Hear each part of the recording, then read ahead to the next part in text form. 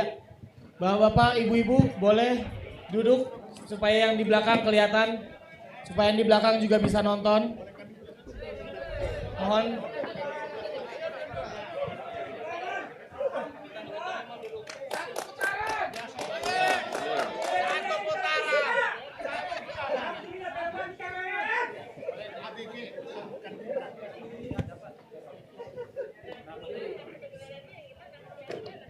Pak Anies, Wololo habari, artinya apa kabar Pak Anies? Jawabnya gimana? Pio pio. Jawabnya gimana tuh? Pio pio. Baik. Baik sekali. Boleh Pak Anies disambut dulu kawan-kawan dari Gorontalo. Assalamualaikum warahmatullahi wabarakatuh. Selamat siang, salam sejahtera semuanya. Senang sekali. Akhirnya saya bisa sampai ke tanah Gorontalo ini. Pak Rahmat ini udah ngundang beberapa kali, diniatkan berkali-kali. Alhamdulillah, begitu selesai tadi malam debat langsung siap-siap berangkat ke Gorontalo. Alhamdulillah, dan kita kumpul semua di sini. Daerah apa ini tempat kita kumpul ini? Bonebo Lango. Oke, siap. Jadi ini judulnya mau desak ini ya. Perasaan tadi malam udah ada desak-desakan. Nah, yuk kita teruskan, silakan. Pak, sesi debat resmi ketiga semalam seru banget ya. Nah, buat bapak-bapak, ibu-ibu di sini pada nonton nggak debat semalam? Pada nonton nggak? Gimana? Oh ya, jadi kita patut berbangga bahwa setelah sesi debat semalam, Gorontalo menjadi provinsi pertama yang dikunjungi Pak Anies. Tepuk tangan dulu. Yang merasa performa Pak Anies semalam keren banget, boleh tepuk tangan. Pak Anies sendiri gimana Pak? Puas dengan performa semalam? Alhamdulillah, kita syukuri yang sudah kita lewati. Ya. Alhamdulillah.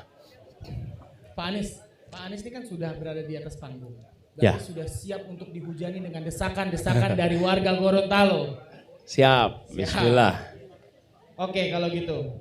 Pak Anies, gimana Pak perjalanan Bapak menuju Gorontalo? Kayaknya ini bukan pertama kalinya Pak, betul? Pertama kali ini? Oh ini pertama kali?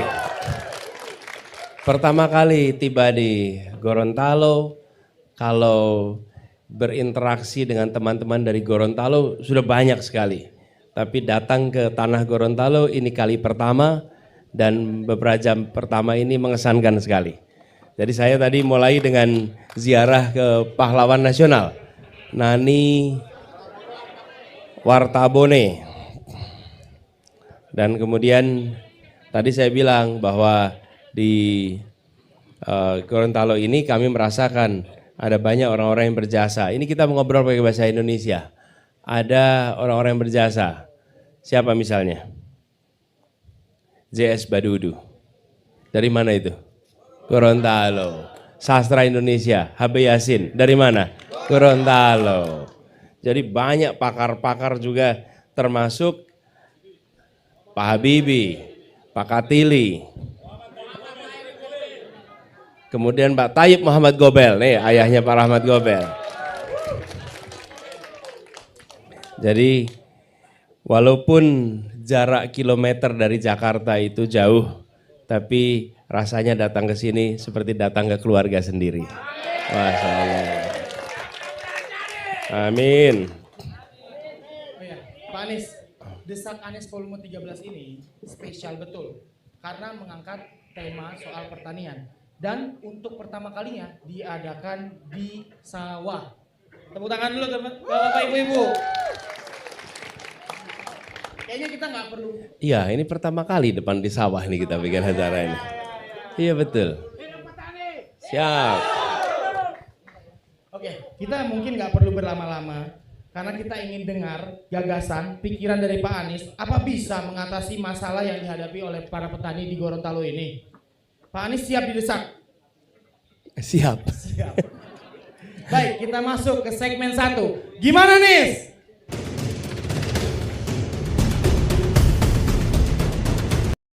Jam 12, penasarannya sampai jam 12. Shopee Live sekarang ada 2 kali sehari, jam 12 siang dan 8 malam. Bener banget.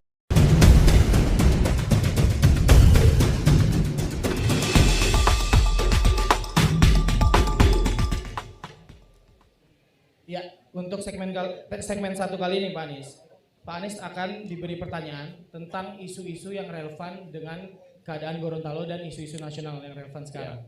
Dan Pak Anies punya waktu 2 menit untuk menjawab, dimulai dari Bapak berbicara. Udah semalam dikasih menit, baru dikasih menit lagi. Ya, nggak apa-apa, biar efisien. Oke, kita langsung aja Pak Anies ke pertanyaan Dan pertama. biar nggak bisa bilang bahwa nggak cukup waktunya.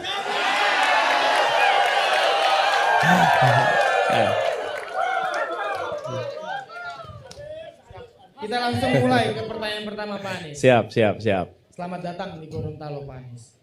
Bapak ini capres pertama yang datang ke tanah Gorontalo. Ini tentunya membuat bangga masyarakat Gorontalo. Sekaligus bertanya-tanya, pemilih di Gorontalo ini kan jumlahnya tak banyak Pak Anies. Jaraknya juga jauh. Apa alasan Bapak jauh-jauh datang ke Gorontalo? Ketika datang dan bertemu dengan rakyat Indonesia, maka itu bukan soal jumlah, tapi soal bagaimana kita berjuang bersama untuk Indonesia lebih baik bagi seluruh rakyat Indonesia. Jadi bukan soal jumlahnya, dan Gorontalo ini kami datang khusus karena di sini terkenal dengan produk pertaniannya. Bagaimana Gorontalo punya potensi yang sangat besar. Kita tahu ada jagung, ada coklat, ada kelapa, dan singkong. Dan singkongnya di sini berhasil. Singkongnya berhasil. Iya. Tidak perlu pakai food estate di sini. Petani-petani membangun singkong dan berhasil. Jadi kalau gitu kita melihat ini contoh. Ketika alokasi anggaran diberikan untuk petani melalui pupuknya, melalui dukungan-dukungan yang lain, itu jauh lebih optimal daripada kita membangun sebuah food estate. Dan Gorontalo, kami datang, kami berharap bisa membawa pesan dari Gorontalo untuk seluruh Indonesia.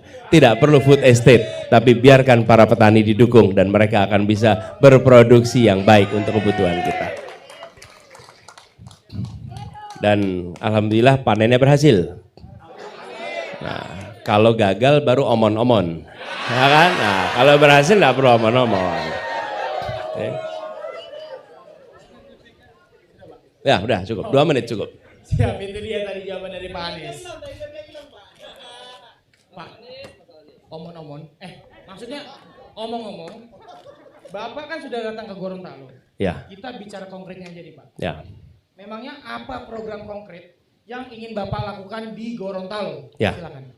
Gini, tadi saya sampaikan di Gorontalo ini memiliki potensi pertanian. Artinya ada kekuatan alam yang baik yang bila dimanfaatkan dia akan memberikan manfaat. Yang kedua adalah kemampuan dari penduduknya untuk mengolah pertaniannya.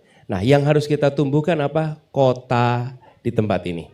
Bagaimana Gorontalo, khususnya kota Gorontalo, tumbuh besar menjadi kota agropolitan. Saya sampai bikin ini ya nih contohnya, mana nih? Ini dia nih. Ini kita udah ada rencananya nih. Gorontalo agropolitan. Sebuah kota, sebentar pelan-pelan, nanti muter 360 derajat ya. Ini sebuah kota di mana disiapkan infrastrukturnya untuk bisa menopang kegiatan pertanian. Yang kedua, meningkatkan nilai tambah atas produk pertanian. Jadi, di satu sisi, saya berdiri boleh ya? Boleh Pak, silakan. Biar gampang muternya Pak. Nah, gini, di satu sisi produk pertanian ini memerlukan pasokan dan kota menjadi penyedia jasanya. Di sisi lain, ketika pertanian-pertanian itu berhasil dipanen, diciptakan manufaktur-manufaktur untuk peningkatan nilai tambah. Sehingga bukan hanya menjual komoditas mentah, tapi juga menjual komoditas yang punya nilai tambah. Jadi itulah konsepnya. Nah, bagian dari itu adalah ini. Ini udah ada bukunya nih. Pembangunan 40 kota di seluruh Indonesia. Ini 40 kota ini adalah kita berencana mengupgrade kota-kota yang ada di seluruh Indonesia. Kita tidak ingin pembangunan menimbulkan ketimpangan. Karena itu kita memilih bukan membangun satu tempat besar-besaran, tapi lebih dari 40 tempat secara serius ditingkatkan sebagai kota yang lebih maju, kota yang lebih berkembang. Inilah konsep pembangunan 40 kota Indonesia. Salah satunya adalah Gorontalo. Itu salah satunya.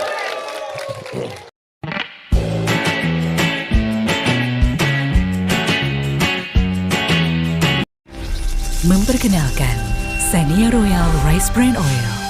Dari 100 kg brown rice untuk 1 liter minyak murni dengan powerful gamma oil. Ya, itu dia tadi jawaban dari Pak Anies. 2 menit ya. Pas. Nah, boleh kakak-kakak, boleh minta kesediaannya untuk duduk biar teman-teman yang di belakang juga ikut kelihatan dan juga ikut bisa nonton Gini, acara ini. kalau mau di bawah sini nggak apa-apa, diisi aja nih. Yuk, lebih dekat. Lebih dekat. Boleh aja dekat. Dekat nggak apa-apa. Maju nggak apa-apa. Yang penting jangan naik panggung. Nanti nggak kuat panggungnya. Boleh, duduk di bawah boleh, silakan. Jadi makin dekat makin seru. Yuk. Silakan duduk di bawah boleh. I love you almost full.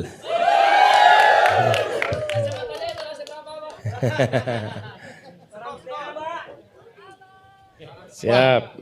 Pak, kebetulan banget nih Pak. Di sini juga ada Bapak Rahmat Gobel. Mungkin saya boleh tanya ke Pak Rahmat juga ya Pak? Iya, Kira-kira betul. pembangunan apa yang nantinya akan ada di Gorontalo Pak?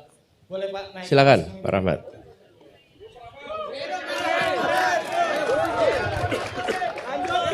Terima kasih. Saya dapat jatah 10 menit. Terima kasih Pak Anies sudah pertama berkenan datang ke Gorontalo dan beliau satu-satunya baru yang pertama kali datang capres di sini. Jadi kalau saya dengan Pak Anies dulu sama-sama di Menteri Kabinet di era pertama, ya di gelombang pertama. Enggak lulus, saya nggak di reshuffle lulus. Saya lulus summa cum laude, Pak Anies cum laude. Gimana Pak Anies? Pak, jadi Pak Rahmat Gobel ini kalau sarjana itu magna cum laude. Di atasnya summa cum laude. Magna cum laude. Kalau saya hanya cum laude.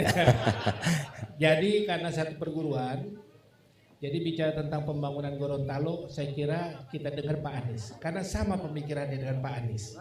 Nah, betul kan? Bicara agropolitan, kalau saya bicara tentang pertanian, itu sama kan? Nah, jadi kita kasih waktu Pak Anies yang bercerita tentang agropolitannya itu. Setuju ya? Nanti di waktu tempat lain kesempatan saya jelasin kalau ada yang belum jelas. Saya kira gitu Pak, Bapak Presiden. Siap. Bapak nggak mau jelasin dulu pertaniannya? Apa tadi saya bilang Bapak Presiden? Sebelah sini? Sebelah sana? Amin. Siap. Dan ini Pak Rahmat, kalau boleh saya sampaikan. Tadi yang saya sampaikan tentang kita membangun kota untuk satu pasokan kebutuhan pertanian, yang kedua adalah industri meningkatkan nilai tambah, itu cocok bukan? Bukan kebutuhan di Gorontalo? Sangat cocok. Kita banyak petani, kalau saya datang selalu mempersoalkan masalah keberadaan pupuk dan bibit pada waktu mau musim tanam. Betul kan? Kakao ini dalam rangka pengurangan emisi, program dari Jepang Pak. Hasilnya diambil oleh mereka, diolah dan dicoba dipasarkan di Jepang. dan pada waktu itu mendapat respon yang cukup positif. Dan tahun lalu pada waktu bulan November akhir ada pameran coklat di Perancis, ini diperkenalkan kembali dan mendapat respon yang positif. Jadi tanah Gorontalo ini tanah yang subur sebetulnya Pak. Untuk pertanian tanam apa aja bisa. Nah perlu memang ada dukungan yang lebih fokus bagaimana untuk bisa menanam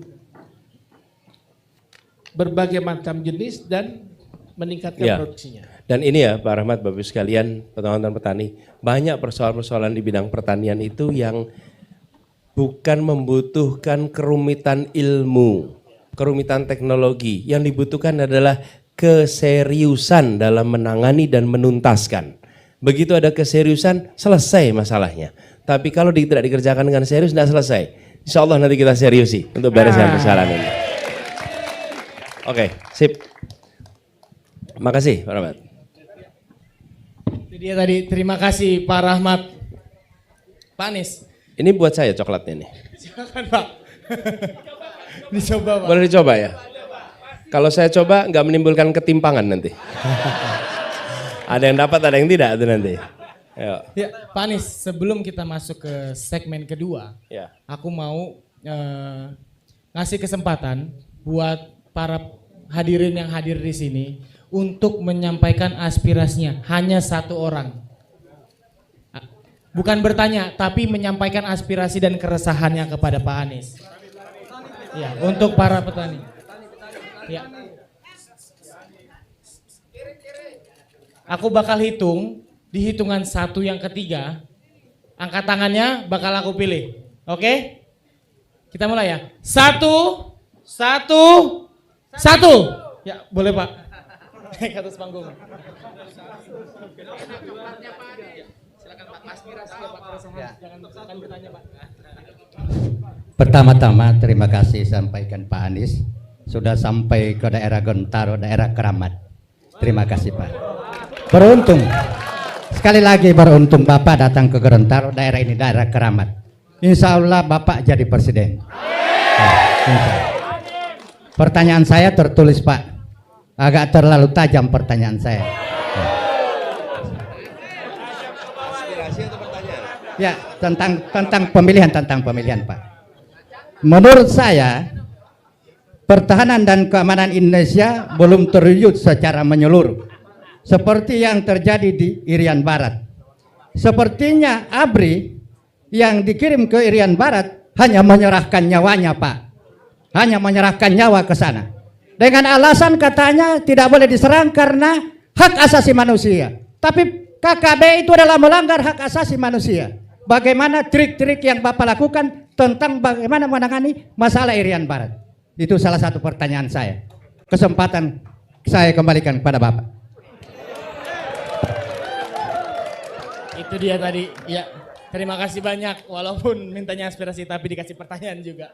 Memang banyak sekali Pak yang ingin bertanya semua. Pak, namanya siapa Pak? Nama saya adalah penyandang profesi guru. Saya adalah penyandang profesi guru, tapi sudah pensiunan. Nama saya adalah Suwiryo Badu. Ya, Suwiryo Badu. Bukan Kartosuwiryo Pak. Terima Ya, kasih Pak makasih. Suwiryo Badu. Boleh gini, Pak Suwiryo, itu pertanyaan penting karena menyangkut nyawa dari saudara-saudara kita yang bertugas di angkatan bersenjata. Karena mereka yang harus menjalani yang sulit-sulit. Kita di sini ya Pak ya. Kita bahas Papua nanti ya. Kita bahasnya Gorontalo dulu Pak ya. Ya, makasih. Yuk, terusin. Oke Pak Anies, kita masuk ke segmen 2 Pak Anies. Di segmen kali ini kita sudah punya pertanyaan dari para penonton yang di rumah. Yang sudah kita pooling lewat kanal Ubah Bareng. Peraturannya sama Pak Anies. Kita bacakan pertanyaannya, Bapak bisa menjawab 2 menit dari mulai Bapak berbicara. Kita langsung saja masuk. Yuk. Segmen 2. Okay, class, who would like to do problem 3 on the board? Please don't be me, please don't be me. Jawab nih. Prof. Anies masih semangat? Siap, sangat semangat. Apakah sudah ada pertanyaan yang begitu mendesak? Selalu mendesak ini. Atau perlu Selalu mendesak. kita berdua ngobrol Pak di ruangan tertutup? Oh, jangan ada pembicaraan di ruang tertutup. Semua dibicarakan di ruang terbuka. Pak, sesi kali ini kayaknya akan makin panas nih Pak. Mohon agak dikontrol emosi dan etika. Karena tadi malam kata etika itu nggak tahu kenapa jadi trending di Twitter Pak. Saya pun nggak ingin berlama-lama, langsung saja ke pertanyaan pertama. Ya, apa itu? Pak, kartu tani ini sekarang ini malah bikin repot petani. Kalau mau beli pupuk subsidi, petani sudah lelah dengan masalah ini. Apa solusi Bapak untuk masalah pupuk subsidi yang sudah menahun ini? Ya, gini. Serta apa kebijakan Bapak untuk kartu tani Ya. terkait kartu tani? Ya. Silakan Pak. Makasih. Jadi ketika bertemu dengan petani dimanapun, mereka menyatakan kesimpulan saya ada 3 masalahnya.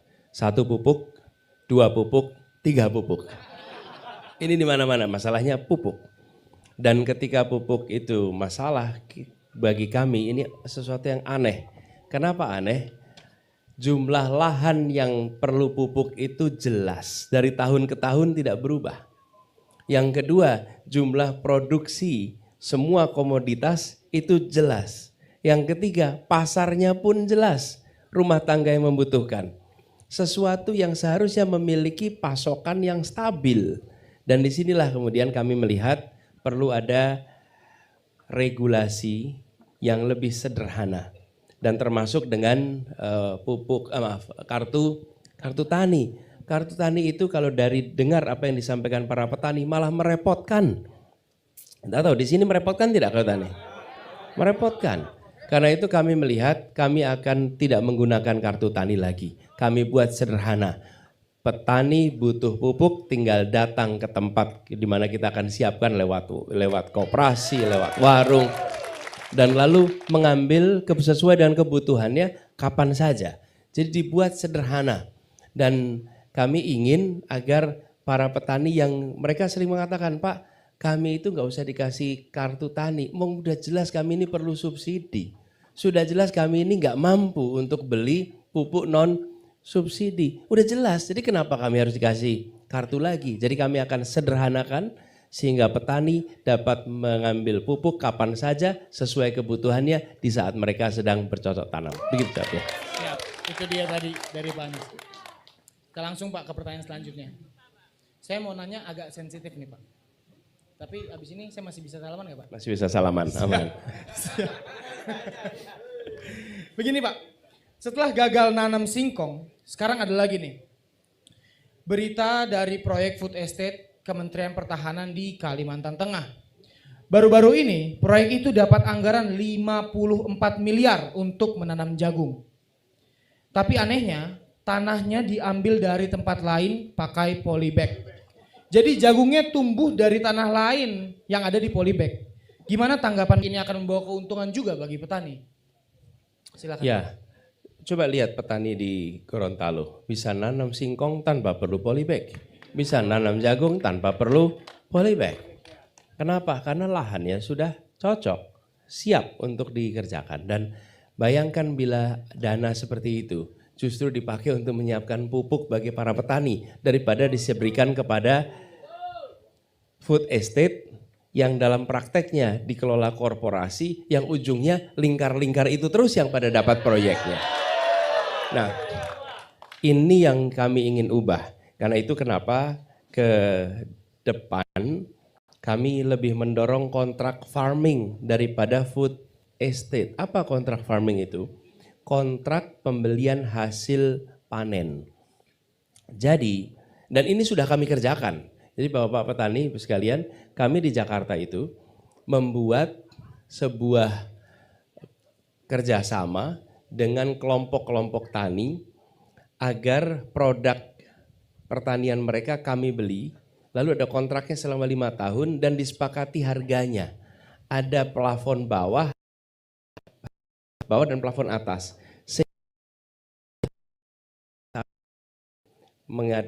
Berproduksi. Dan bagi kami ada kepastian juga untuk bisa mendapatkan dengan harga yang aman.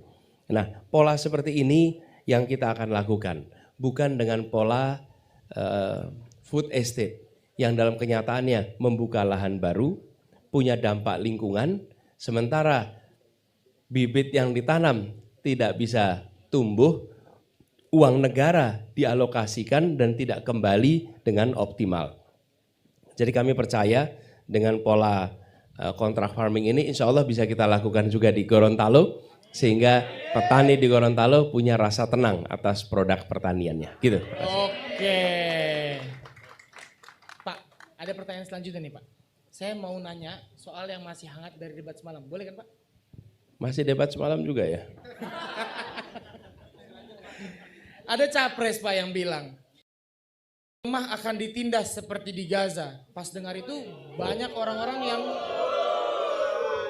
yang kurang cocok Pak. Saya lihat itu di media sosial banyak sekali yang merasa kurang cocok dengan kalimat itu Pak. Gimana tanggapan Bapak? Gini, ini bukan soal lemah. Palestina itu adalah sebuah tempat di mana di situ ada politik apartheid. Di situ ada pendudukan. Di situ ada penindasan. Jadi ini yang harus kita perjuangkan. Dan kalau dikatakan Gaza itu lemah, tidak. Gaza itu hebat, tangguh. Kalau tidak bisa bertahan seperti sekarang ini. Siapa bilang dia lemah? Tidak bisa dimasuki sampai sekarang. Mereka memiliki daya juang yang membuat dunia itu terheran. Di situ kita ditunjukkan bagaimana dengan kekuatan semangat jihad yang luar biasa. Di Gaza. Jadi jangan pernah mengatakan Gaza itu lemah, Gaza itu kuat, Gaza itu jadi di sana adalah sebuah praktek penindasan, praktek apartheid, praktek pendudukan. Dan itu yang harus kita perjuangkan. Jadi saya tidak sependapat kalau dikatakan Gaza itu lemah. Justru dunia belajar ketangguhan dan berpuluhan tahun kita saksikan sekarang ini. Gitu. Waktunya masih banyak nih Pak. Oke, itu dia tadi jawaban dari Pak Anies. Pak Anies, saya ini dari tadi salah fokus nih Pak. Bukan ke Bapak, tapi ke bajunya nih Pak. Boleh Pak cerita sedikit soal bajunya nih Pak? Spill. Ini kutipan orang Gorontalo nih. Berdiri nih. Yuk, dibaca aja nih. Nih.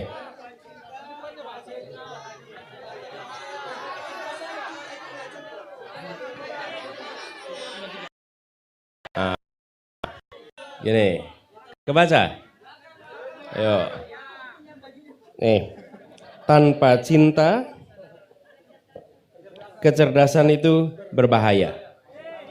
Tanpa kecerdasan, cinta itu tidak cukup. Jadi, cerdas dan cinta itu kombinasi yang dahsyat untuk kita punya ikatan yang baik. Jadi, punya cinta dan punya cerdas. Amin. Dari tadi pas Bapak ngomong saya salah fokus Pak ke situ. Keren banget kata-katanya Pak. Dan ini bikinan dari Ciki namanya. Ciki itu nanti teman-teman bisa Google. Dia memproduksi jaket, rompi, kaos dengan pesan-pesan seperti ini. Ciki Fauzi, anaknya Kang Fauzi. Yuk. Beri tepuk tangan dulu yang meriah untuk Pak Anies. Nah, bapak-bapak, ibu-ibu, dengan langsung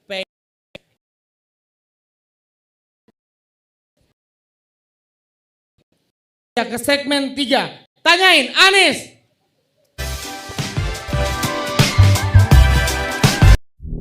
Viewer discretion is advised.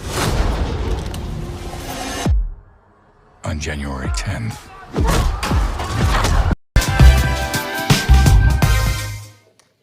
Ya, di segmen kali ini aturannya masih sama pada desak Anies sebelumnya.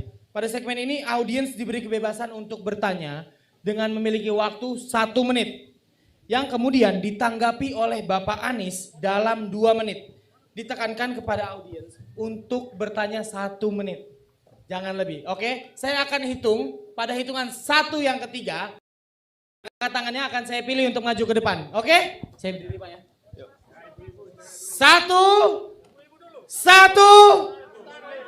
1. Ya, kakak ini.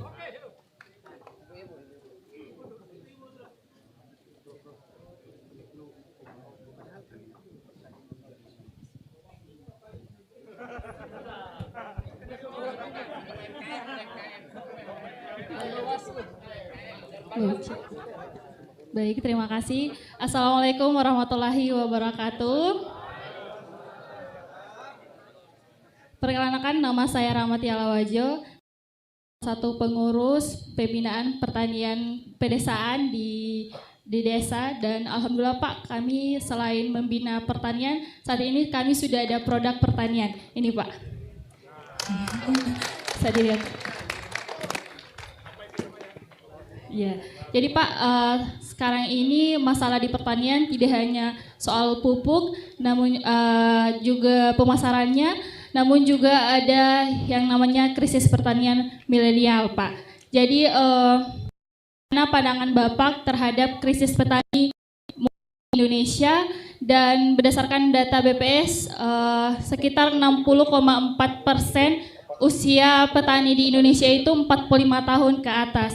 Dan menurut Bapak, bagaimana pandangan Bapak terhadap krisis petani di Indonesia, khususnya di Gorontalo, Pak? Terima kasih. Oke, saya jawab ya. Apa? Tia? Biasanya? Tia. Oke. Baik, ini Tia. Pertama, saya apresiasi sekali bekerja dan berkarya di sektor pertanian. Ini mudah-mudahan jadi inspirasi buat teman-teman muda. Nah, sebetulnya salah satu sektor yang akan terus dibutuhkan selama manusia namanya pangan. Sektor pangan itu selama masih ada manusia pasti akan ada pangan. Sektor itu potensinya luar biasa. Nah, ada hulu, ada hilir. Banyak anak-anak muda sudah masuk ke hilirnya. Banyak tuh, restoran, kafe, itu hilir tuh paling ujung. Tapi di hulu masih belum. Kenapa? Karena hilir sudah terbukti menguntungkan. Sudah terbukti bisa hidup, bisa sejahtera. Karena itu di hilir tumbuh. Tapi di hulu belum. Itu sebabnya tata niaganya harus diperbaiki oleh negara. Kalau negara tidak memperbaiki tata niaga, ya tidak akan ada anak muda mau masuk di sektor hulu pertanian. Karena disitulah sesungguhnya kunci utamanya. Nah, kami berencana memperbaiki sektor ini. Dengan begitu, kami anak-anak muda nanti melihat hulu sektor pertanian sebagai kesempatan untuk berusaha, kesempatan untuk berbisnis. Sehingga, jadi 60% lebih dari petani kita usianya 45 tahun ke atas, nantinya kita banyak generasi baru mau masuk ke sektor pertanian. Jadi kita tidak bisa bilang kepada anak-anak muda masuk ke sektor pertanian di hulu selama sektor ini belum tumbuh tata niaga yang sehat. Selama itu belum, akan sulit sekali. Insya Allah nanti perbaiki tata niaganya, saya yakin anak-anak muda akan berbondong-bondong masuk ke dalam sektor ini. Terima kasih. Pas 2 menit. Baik, terima kasih Pak. Ada satu lagi Pak, kera apa yang harus dimusnahkan di bumi ini? Apa? Kera apa yang harus dimusnahkan? Keraguan memilih Pak Anies. Baik, itu saya Pak, terima kasih. Terima kasih. Ya, Pak. Mana HP? HP-mu mana? Ambil selfie. Ya udah, yuk langsung fotoin. HP-mu mana? Nyalain aja HP-nya. Nah, sini. Nah. Oh, pegangin. Nah.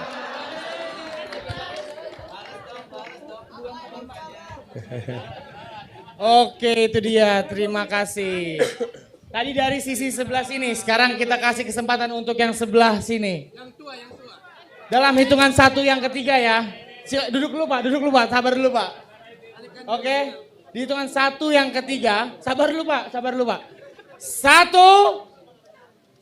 sabar Pak. 1. Ya, Bapak silakan Pak.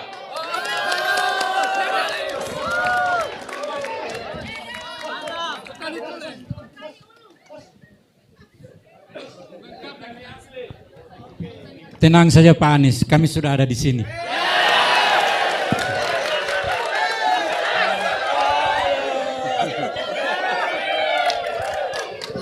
Perkenalkan Pak, nama saya Budi Sutamin Ibrahim, petani milenial Gorontalo.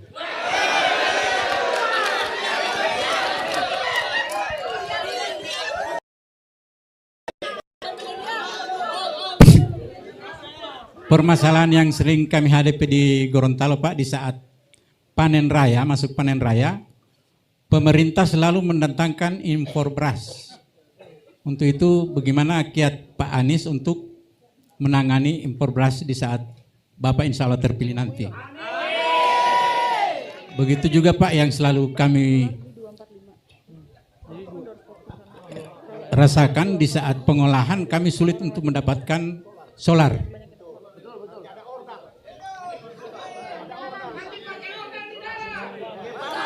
Lagi Pak, insya Allah Pak Anies menang besar di Gorontalo.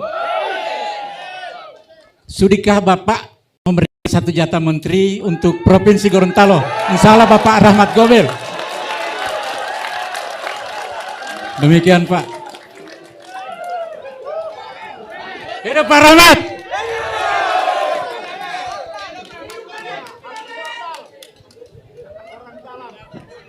Pak Budi nggak mau jadi menteri, Pak Budi? Cukup jadi petani saja Pak. Ya, gini Pak. Terima kasih. Ini salah satu yang dikeluhkan.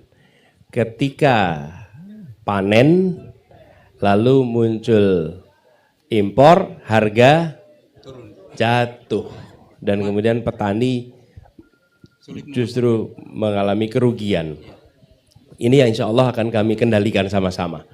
Jadi kami ingin agar para petani itu memiliki kepastian harga. Itulah sebabnya mengapa kontrak farming atau kontrak pembelian hasil panen itu menyelamatkan.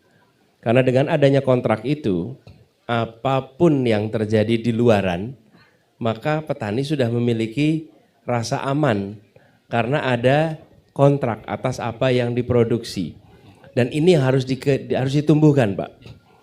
Dan kami melihat ketidakpastian itu sistemik, artinya bukan sesuatu yang disebabkan pribadi-pribadi, tapi keseluruhan tata niaganya menimbulkan ketidakpastian. Nah, dengan adanya kerjasama kontrak pembelian hasil panen, insya Allah membuat rasa tenang. Solar ini mana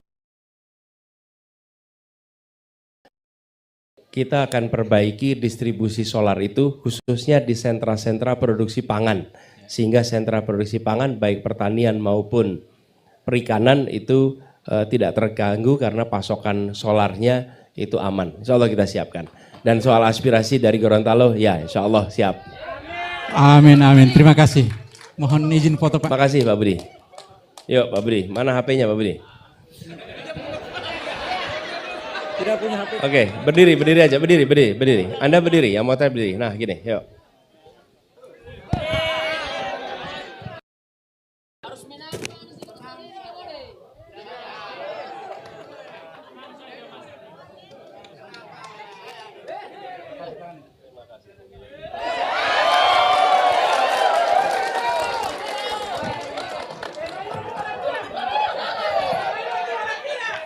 Iya. Itu pelukannya hangat Pak, cuman capingnya tajam Pak. Kita cipika-cipiki lupa belum coba caping. Saya pernah mengalami, Satu ketika saya bertemu dengan orang yang pakai helm, tapi dia tidak sadar kalau pakai helm. Jadi dia menyeruduk, dia peluk saya itu benturan di kepalanya, Masya Allah. Kan kalau lagi pakai helm nggak inget pakai helm kan? Wah itu lain kali saya harus pakai helm juga nanti ya. Bisa jadi Pak. Oke. Yuk. Nah, masih pada mau nanya nggak? Masih pada mau nanya? Oke, tadi sebelah sini udah. Sekarang kita kasih kesempatan dulu buat yang di sebelah sini. Ya, di hitungan yang ketiga ya. Satu. Ya, mbaknya boleh mbak.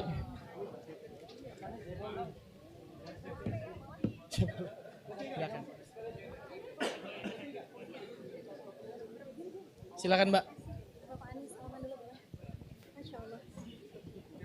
Aduh, deg-degan, bismillah. Assalamualaikum warahmatullahi wabarakatuh, Abah.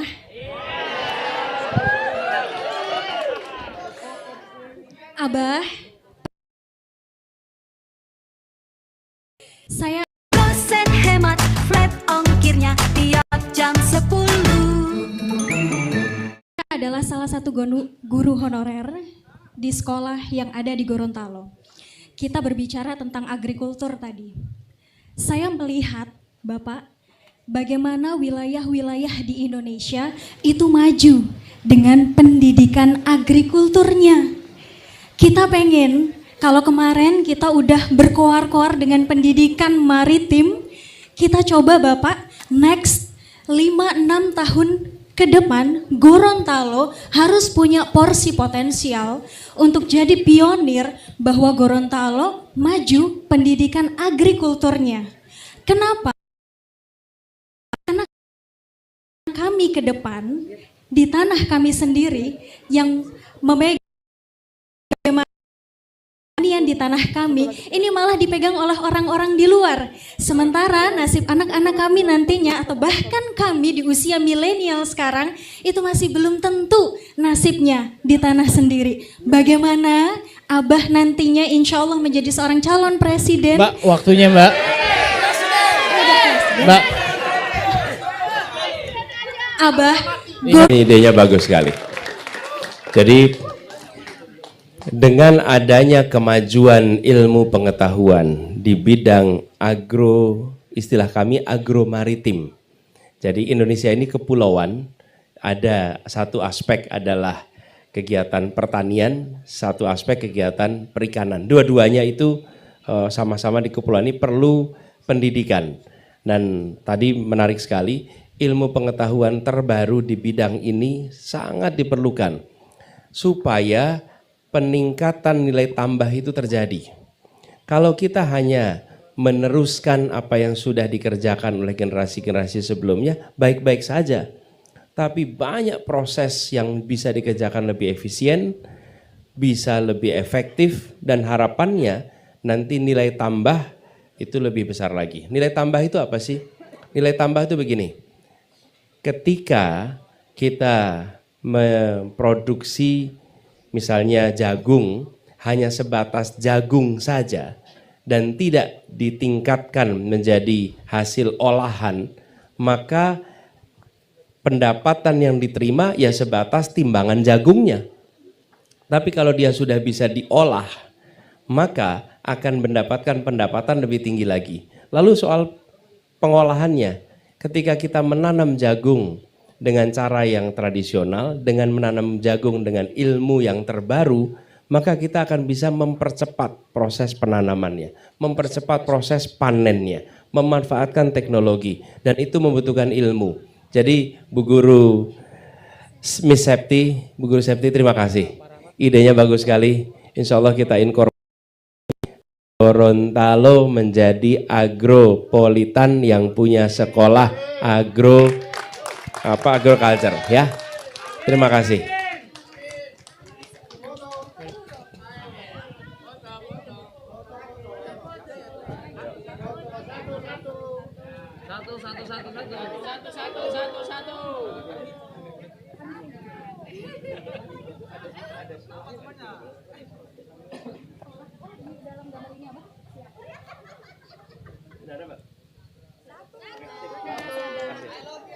Iya, terima kasih.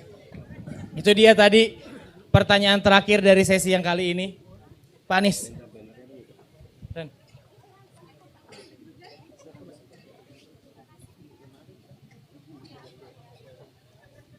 Ini salah satunya adalah hub komunitas petani kota dan sekolah. Jadi bagian dari pembangunan yang kita harapkan adalah riset pertanian jagung dan kokoa. Kita berharap bisa membangun hub komunitas petani kota dan sekolah, galeri kokoa di sini, kemudian pertanian kampung kota, waterfront Sungai Bone, pasar utama Koko Gorontalo, dan halte bus Translingko Gorontalo. Harapannya itu bisa dilakukan. Ya. Oke, itu dia.